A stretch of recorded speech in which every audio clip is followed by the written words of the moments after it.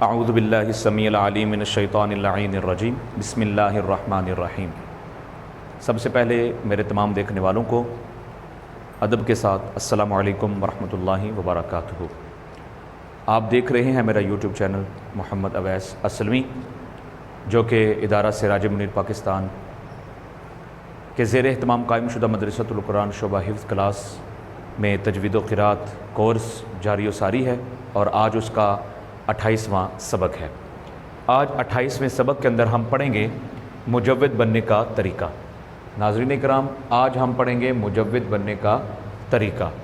مجود کامل کیسے بنتے ہیں، مجود کامل بننے کے لیے ہمیں کون کون سی چیزیں اختیار کرنی پڑیں گی، اور کیا کرنا پڑے گا کہ ہم اچھے قسم کے مجود بن سکیں، اچھے قسم کے قاری کامل بن سکیں، اور ہم قرآن کریم کو صحیح تجوید کے ساتھ کیا کر سکیں، پڑھنے کے قابل ہو سکیں۔ اس کے لیے امام جزری رحمۃ اللہ تعالی علیہ نے مجود بننے کا طریقہ جو ہے وہ اس شعر کے اندر بیان فرمایا ہے، اور یہ شعر کیا ہے؟ وَلَيْسَ بَيْنَهُ وَبَيْنَ تَرْكِهِ وَلَيْسَ بَيْنَهُ وَبَيْنَ تَرْكِهِ إِلَّا رِيَاضَةُ امْرِئٍ بِفَقِّهِ إِلَّا رِيَاضَةُ امْرِئٍ بِفَقِّهِ۔ ترجمہ کیا ہے؟ وَلَيْسَ بَيْنَهُ، اور نہیں کوئی فرق اس کے درمیان، نہیں ہے کوئی فرق اس کے درمیان، وَبَيْنَ تَرْكِهِ، اور اس کے ترک کے درمیان، اور وَبَيْنَ، اور درمیان تَرْكِهِ، اس کے ترک کے، یعنی نہیں ہے کوئی فرق اس کے درمیان اور اس کے ترک کرنے کے درمیان، یعنی تجوید۔ مگر اب اس چیز کی جو ہے وہ وضاحت آگے ہو رہی ہے، ٹھیک ہے؟ وَلَيْسَ بَيْنَهُ وَبَيْنَ تَرْكِهِ، نہیں ہے اس کے درمیان اور اس کے ترک کے درمیان، بجز رِيَاضَةُ امْرِئٍ بِفَقِّهِ، انسان کے مشق کرنے کے اپنے منہ کے ساتھ، جبڑے کے ساتھ، مطلب اپنے منہ کے ساتھ، یعنی وَلَيْسَ بَيْنَهُ وَبَيْنَ تَرْكِهِ، تجوید کے درمیان نہیں ہے کوئی فرق اس کے ترک کے درمیان، مگر ریاضۃ امرئ بفقہ، کہ اپنے جبڑے کے ساتھ انسان کیا کرے، اپنے منہ کے ساتھ مشق کرے۔ مطلب اس کا مفہوم یہ بن گیا کہ محض صرف اور صرف مطالعہ کر لینے سے یا تجوید کا علم حاصل کر لینے سے بندہ مجود نہیں بنتا۔ تجوید میں ماہر انسان صرف پڑھ لینے سے، مطالعہ کر لینے سے نہیں بنتا، یہ ایک عملی مشق کا کیا ہے، نام ہے۔ اور اس شعر کے اندر بھی اسی چیز کی طرف اشارہ کروایا گیا ہے کہ تجوید محض مطالعے کا نام نہیں ہوتا، بلکہ یہ ایک عملی مشق ہے۔ یہ کیا ہے؟ عملی مشق ہے۔ جب تک اس کے اندر ریاضت نہیں ہوگی، جب تک اس کے اندر مشق نہیں ہوگی، اس وقت تک بندہ کامل مجود نہیں بن سکتا۔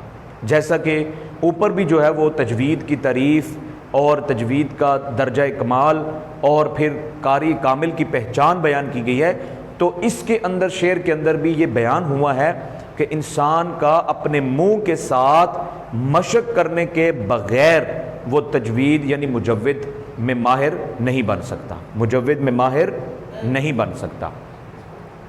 اب اس کا طریقہ کار کیا ہے مجود بننے کا؟ اس کا طریقہ کار جو ہے وہ یہ ہے کہ آپ کو کسی شیخ کامل کے سامنے زانو تلمذ ہونا پڑے گا۔ آپ کو کسی شیخ کامل کے سامنے زانو تلمذ ہونا پڑے گا، کسی کی شاگردی حاصل کرنے کی آپ کو ضرورت پڑے گی، ٹھیک ہے؟ جب تک آپ کسی کی شاگردگی حاصل نہیں کریں گے، اس وقت تک آپ کو مجود میں مہارت حاصل نہیں ہو سکتی، تجوید میں مہارت حاصل نہیں ہو سکتی۔ آپ کو کسی کے پاس عرصہ گزارنا پڑے گا، کسی کے پاس مدت گزارنی پڑے گی۔ آپ اب دیکھیے نا، اس کے مفہوم میں بھی قرائے کرام، اس شعر کے مفہوم میں قرائے کرام وضاحت کرتے ہیں کہ کسی کے پاس مدت آپ مشق کریں، پھر اس کے بعد ریاضت کے بعد، کافی مشق کے بعد، بار بار مشق کرنے کے بعد، دہرانے کے بعد، جب بندہ اس قابل ہو جائے کہ مجود اس قدر بن جائے کہ خود بخود ہی حروف مخارج اصلیہ سے صفات لازمہ و عارضہ کے ساتھ کیا ہوتے جائیں، ادا ہوتے جائیں۔ تو ناظرین کرام، اس سے ہمیں پتہ چل گیا کہ مجود بغیر استاذ اور بغیر شیخ کامل کے نہیں مل سکتی. آپ کو کسی نہ کسی استاذ کے پاس بیٹھنا پڑے گا، اس کے سامنے ادب کے ساتھ اپنے زانوں کو رکھنا پڑے گا، پھر اس کے بعد آپ کیا بن سکیں گے؟ مجود بن سکیں گے. ٹھیک ہے، یہ تو تھا مجود کامل بننے کا طریقہ کہ اب اس کو کیسے طریقہ کار تھا کہ آپ کو کسی نہ کسی استاذ کی کیا کرنی پڑے گی؟ شاگرد حاصل کرنی پڑے گی، اور کافی عرصہ مشق کرنے کے بعد آپ اس قابل ہوں گے کہ آپ کیا ہوں گے؟ تجوید میں ماہر. لیکن آگے مزید اس کی شعر کی وضاحت کتاب النشر میں علامہ دانی رحمہ اللہ کا یہ قول نقل کیا ہے. کتاب النشر میں علامہ دانی رحمہ اللہ کا یہ قول جو ہے وہ نقل کیا ہے کہ مجود بننے کا طریقہ کیا ہے. تو علامہ دانی رحمہ اللہ فرماتے ہیں کہ میرے علم میں اعلیٰ درجے کا مجود اور مصحح، اعلیٰ درجے کا مجود اور مصحح بننے کا طریقہ صرف یہ ہے کہ جو حاصل کرنے والا ہے، جو محسن ہے، وہ شیخ کے منہ سے جو کچھ حاصل ہوا، شیخ کے منہ سے جو کچھ حاصل ہوا، جو کچھ نکلا، اس پر زبان سے ریاضت اور مجاہدہ کرے، اس پر زبان سے ریاضت اور مجاہدہ کرے.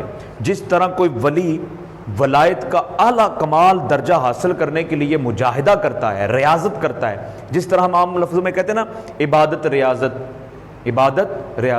یعنی یہ بہت عبادت ریاضت کرنے والا بزرگ ہے. مطلب کیا کہ یہ رات کو اٹھ کر تہجد پڑھتا ہے، نفل پڑھتا ہے، اتنی محنت کرتا ہے اللہ کا قرب حاصل کرنے کے لیے. تو اسی طرح مجود بننے والا بھی اس چیز کو ملحوظ خاطر رکھے گا کہ وہ مشق کرے، کوئی لمحہ اس کا ایسا نہ گزرا ہو کہ جس میں وہ مشق نہ کرتا ہو. ہر لمحہ وہ کیا کرتا رہے؟ حروف قرآنیہ کی مشق کرتا رہے، پڑھتا رہے، دہراتا رہے، بار بار اس کو پڑھتا رہے، پھر جا کر مجود کیا ہوگا؟ کامل بنے گا اور مہارت حاصل ہوگی. علامہ دانی رحمہ اللہ کے اس قول سے یہ بھی ایک اشارہ ملتا ہے، وضاحت ملتی ہے کہ جس طرح استاذ پڑھتا ہے، یہ جو فرمایا الا ریاضۃ امرئ بفقہ، مگر انسان مشق کر کے اپنے منہ سے وہ کیا کر سکتا ہے؟ مہارت حاصل کر سکتا ہے. اس سے علامہ دانی رحمہ اللہ کے قول سے یہ بھی اشارہ ملتا ہے کہ جو استاذ جس طرح پڑھتا ہے اسی طرح وہ کیا کرے؟ پڑھتا رہے، دہراتا رہے، مشق کرتا رہے، استاذ شیخ کامل کے منہ سے نکلے ہوئے الفاظ کو وہ یاد کر لے، تو اس سے بھی وہ کیا بن سکتا ہے؟ مجود بن سکتا ہے، کامل قاری قرآن بن سکتا ہے اور مجود کامل بن سکتا ہے. تو ناظرین کرام، آج کی ہماری اس ویڈیو میں یہی ہمارا آج کا سبق تھا، سبق نمبر 28، لیسن نمبر 28، جو کہ مجود بننے کا طریقہ. یقین ہے کہ آپ کو میرا سبق جو ہے وہ سمجھ میں آ گیا ہوگا. تو اس ویڈیو کو آپ نے شیئر کرنا ہے اس نیت کے ساتھ، ثواب کی نیت کے ساتھ، تاکہ جس طرح مجھے یہ علم حاصل ہوا ہے مجود بننے کا طریقہ کار، اسی طرح دوسروں تک بھی یہ بات کیا ہو سکے؟ پہنچ سکے. تو لہٰذا مجھ نچیز کو، حقیر کو، محمد اویس قادری اسلمی کو اپنی دعاؤں میں یاد رکھیے. اجازت دیجیے، انشاءاللہ اگلے لیسن نمبر 29 سبق کے اندر انشاءاللہ ملاقات ہوگی. اللہ حافظ. السلام علیکم ورحمۃ اللہ وبرکاتہ.